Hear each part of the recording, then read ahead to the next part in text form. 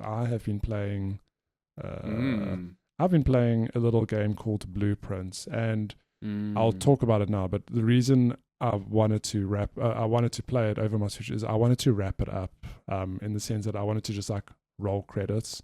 I think Blueprints is a Mm. game you can play for dozens and dozens of hours because there's so much stuff to uncover here. But there is a primary objective. So if you don't know what Blueprints is, it's this puzzle game that came out, I think, March, April. I think it was beginning of April. Yeah. Yeah, it's like this roguelike walking simulator question Mm-hmm. mark, where the basic premise is you start the game, you the character have inherited this mansion. Okay, well, you get a letter that says like this mansion is yours if you can get to the 46th room in the mansion, if you can find it. And the 46th room is when you start the game, you've got like a floor plan, a layout, and you know it's just north. It's the block right on top of the mansion. You have to get to that room by building your way there. And the way building this game works is every time you approach a door, you get a choice of one of three floor plans. Okay. Okay. And every time you can't like go to door, go, oh, those are the three floor plans and step away. The moment you touch that door and like you're seeing on screen now, I've got three floor plans, you have to lock one in before you can Oh, proceed. interesting. Okay. So then you might think like, okay, but then seems pretty straightforward. Like I'm just going to get a random assortment of rooms to get to my objective. The thing is, not Mm-hmm. all rooms have multiple doors. Some rooms are dead ends. Some rooms like will have a door that only goes left. So you have to like snake your way through this floor plan to get north. Okay, but over and above that, the way Blueprints works and why it's so smart is that you're given no context, like at all. You're just thrown into this game, and the way Discovery works is it's just 100% environmental storytelling. You'll place like a bedroom, for example, and you'll walk in, and there'll be a letter in that bedroom, and you'll read it, Mm-hmm. you like in the first hour, you read a note to be like, this means nothing to me, okay, but then 10 hours in, you'll come to the same room, read the note, go, oh, now I know who this character is because over playing the game, I've read enough notes or lore to like piece together what's going on in the backstory. Um, Mm-hmm.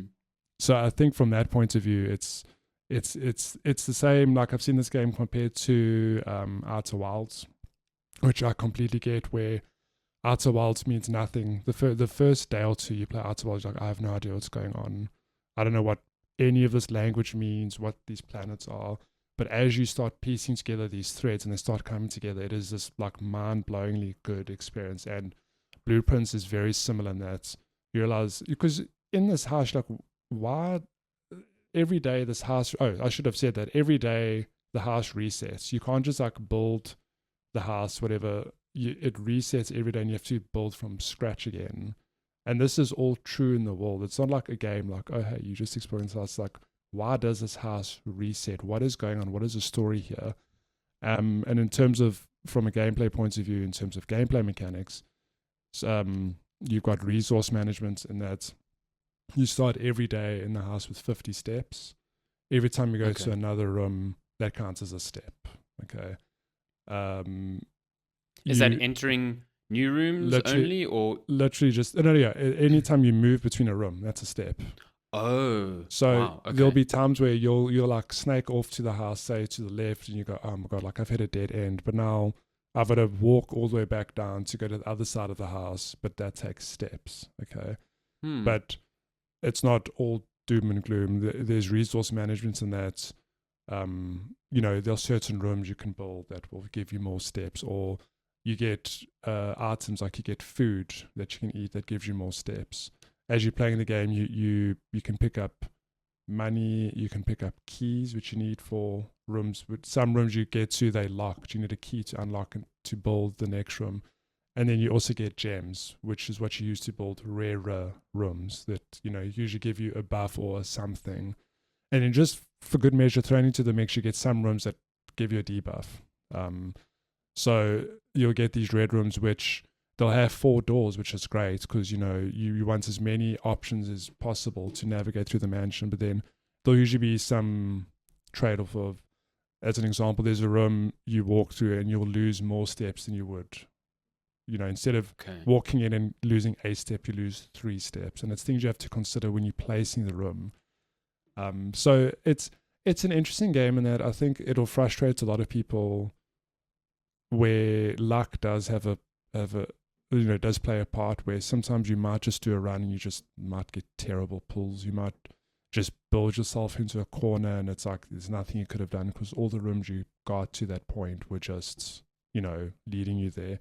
But when a run comes together where you're able to build up your mansion and get to certain things and you see how the resource management works and it comes together, like this game is remarkable. Like I really think you need to make the time to play this game at some point because I think you will thoroughly enjoy it. I think it's so smart, and knowing you and your background with game dev and how you have a different understanding of games, I think you'll be blown away by how this game has been built.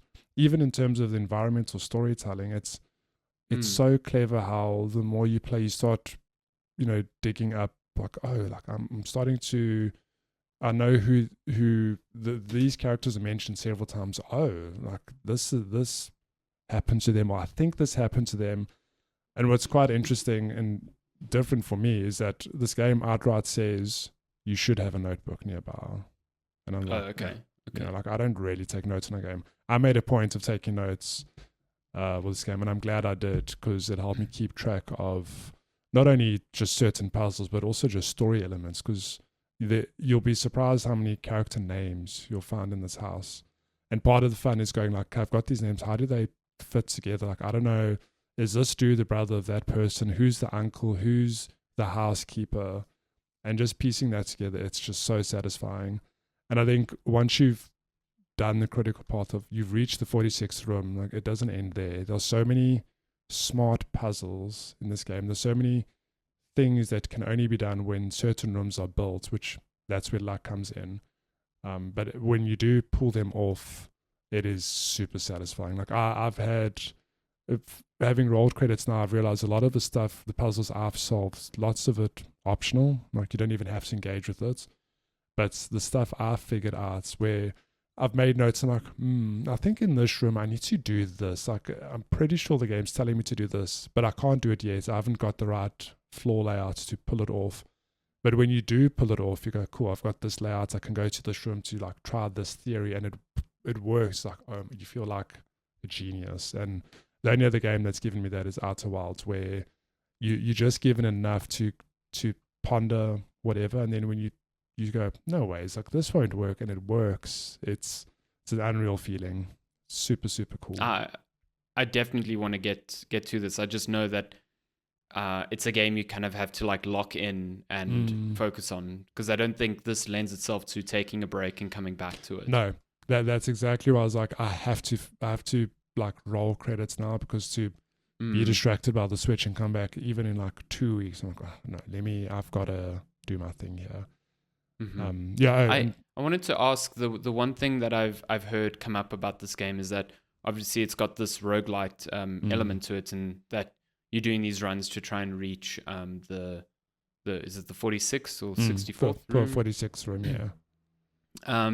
And the way I've heard some of it described is like you start off with the limited number of rooms that you can use, and then over time that expands and you start choosing which rooms you want to bring into a run with you, and that helps you progress a bit more. Is that like an accurate description of what you're actually doing? It's almost like, I don't want to use the word like deck building, but it's got that sort of same thinking behind it.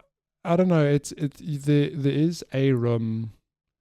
There's a room that gave me a buff where, so you can either you end a run by running out of steps or calling it a day.